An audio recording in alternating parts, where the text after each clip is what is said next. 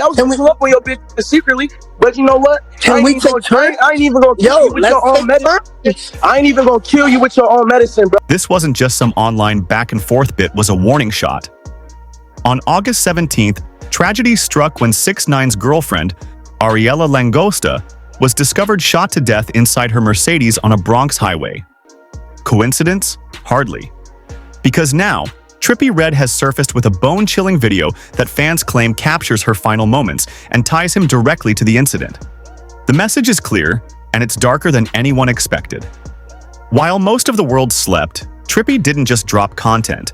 He unleashed what many are calling the coldest warning shot in hip-hop history.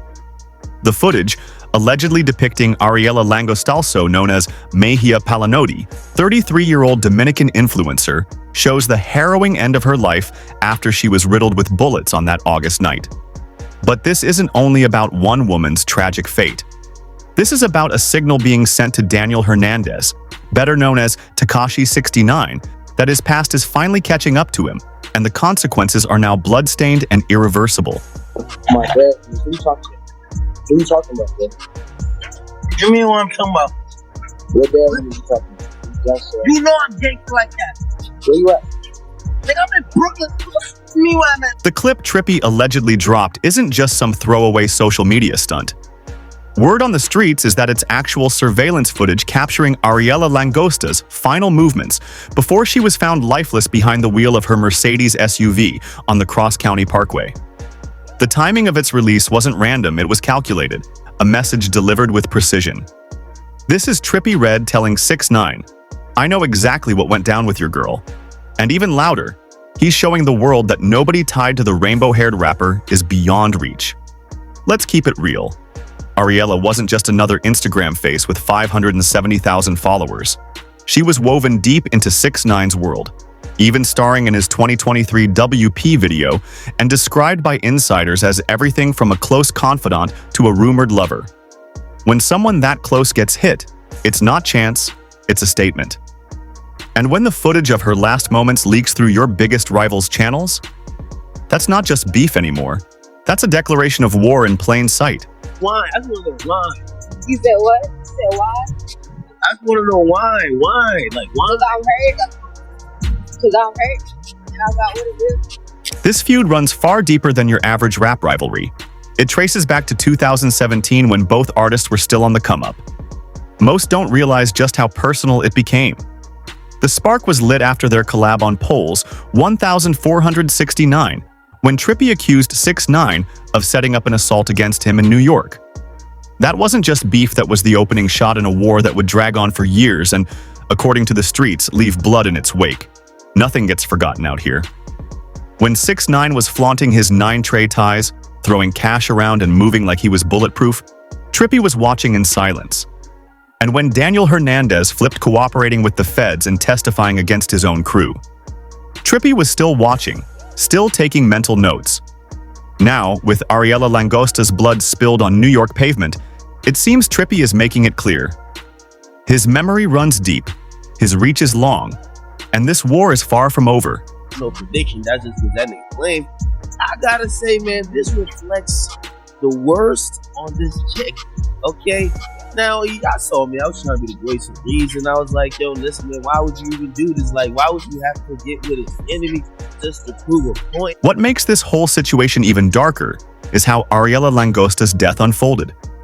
Police didn't call it random, they called it a targeted hit. And when the victim is tied to 6ix9ine, a man who openly testified against some of New York's most dangerous players, coincidence doesn't exist.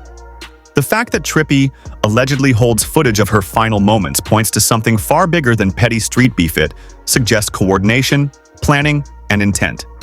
Ariela wasn't some bystander caught in random violence. She moved in New York's nightlife scene, working at high-profile venues like Icon and Opus lounge places where secrets travel fast and alliances run deep. In those circles, being tied to someone like 6ix9ine, a figure who betrayed nearly every underworld connection, he had painted a target on her back. She wasn't just killed for who she was, but for what her death would represent. A chilling message to the rainbow-haired rapper that no one in his orbit is safe. Learning lesson, man. Learning lesson. everybody, for every young rapper, for anybody with some position of power, you got a talent that's made you now relevant to the mass media or mass market. The timing is what makes this story impossible to ignore. Ariela Langosta is taken out in what investigators are calling a professional hit, and almost immediately, footage of her final moments begins circulating through channels tied to Trippie Redd. That's not some random leak. That's a trophy on display. That's someone saying not only were they involved, but they documented the execution as proof. And when the person flashing that trophy happens to be 6ix9ine's longest-standing rival, the message couldn't be clearer. What makes this even more chilling is the history.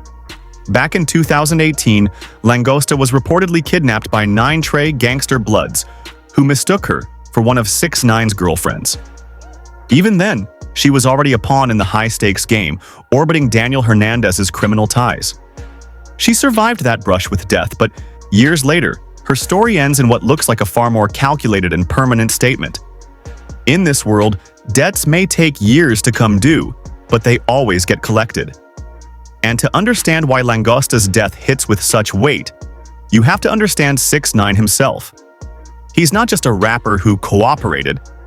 He's the man who dismantled an entire criminal organization from the inside, wearing a wire, pointing fingers, and feeding the feds everything they needed. During his 2019 testimony against the 9 gangster bloods, he didn't just secure conviction. She torched every bond, every ounce of loyalty, every connection he had in the underworld. This wasn't only about escaping a 47-year sentence. It was about burning every bridge behind him, leaving enemies who would never forget. You know, and think about it. Right now, during those 47 years that I would have been serving, I'm 24. I haven't even lived 47 years of my life. Right. If I would have been serving those 47 years right now, already 3 years, 2 years going on 3 years inside of prison, you guys would move on. The roster of names 6ix9ine dragged into the spotlight reads like a roll call of New York's underworld. On the stand, he testified against top 9 figures like Anthony Harv Ellison, later sentenced to 24 years for kidnapping and racketeering, and Algermaya Nuke Mac, who received 17 years for trafficking fentanyl and heroin. But Tekashi didn't stop with the gang.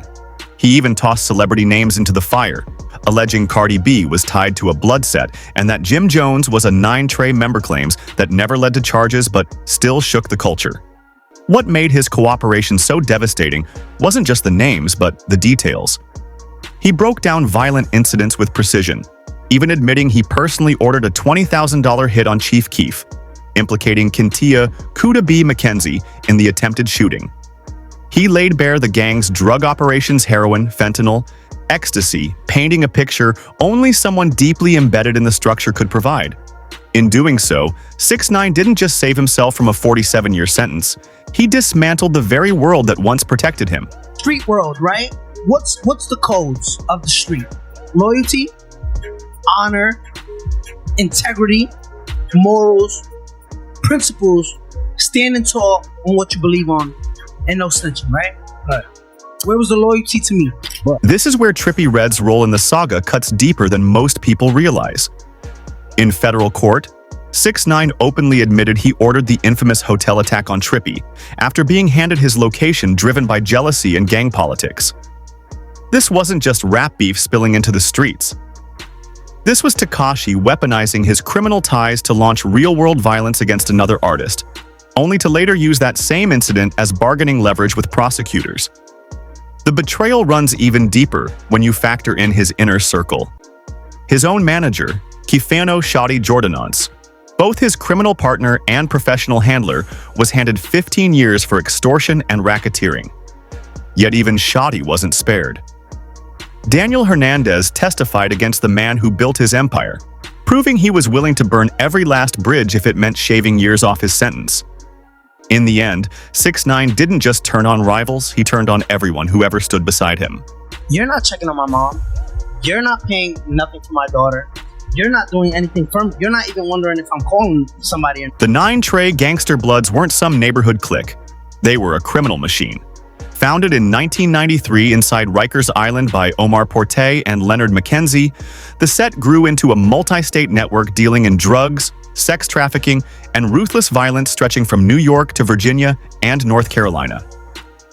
When 6ix9ine flipped, his cooperation didn't just take down a few names, it helped federal authorities gut an entire infrastructure. The fallout was devastating. Jamal "Mel Murda" Jones, described as one of 9 Tre's leaders overseeing both the drug trade and sanctioned violence, was convicted on racketeering charges. Dozens of others followed, sentenced to long stretches behind bars. With Tekashi's testimony as the backbone, prosecutors effectively decapitated the gang's leadership, crippling an organization that once ruled the streets unchecked. Especially that's what I'm trying to explain. Listen, I don't give a if I'm held accountable for what I did. Yes, I snitched and I did it proudly, right? But everybody who snitches, everybody should be held accountable because you can't single someone out. That's the point. 6ix9ine never denied what he did. He owned it, even bragged about it. Yeah, I snitched and I did it proudly. But here's the thing, when you snitch, accountability doesn't vanish. Every rat becomes a target. What makes the situation with Trippie Redd especially explosive is that their feud started long before Tekashi's cooperation deal. His testimony only poured gasoline on an already burning fire. Their first major fallout came in November 2017, when Trippie accused 6ix9ine of orchestrating an attack on him in New York. Years later, when 6ix9ine admitted under oath that he ordered that hit, he confirmed he had weaponized his gang ties against Trippie. That shifted the conflict from a rap feud into a federal-level betrayal. The psychological weight of his cooperation is impossible to ignore. When someone flips on their own crew, they don't just sever ties, they manufacture enemies who have nothing left to lose. And in 6ix9ine's case, the fallout was devastating. Many of the men he testified against were handed 15 to 24 years, leaving them with decades behind bars and a permanent grudge against the man who put them there. The fights you had behind that flag, I got 100-something. My first 40 fights was Rat Packs. How many fights you had? How many times you had to stand up in this shit when the odds was against you?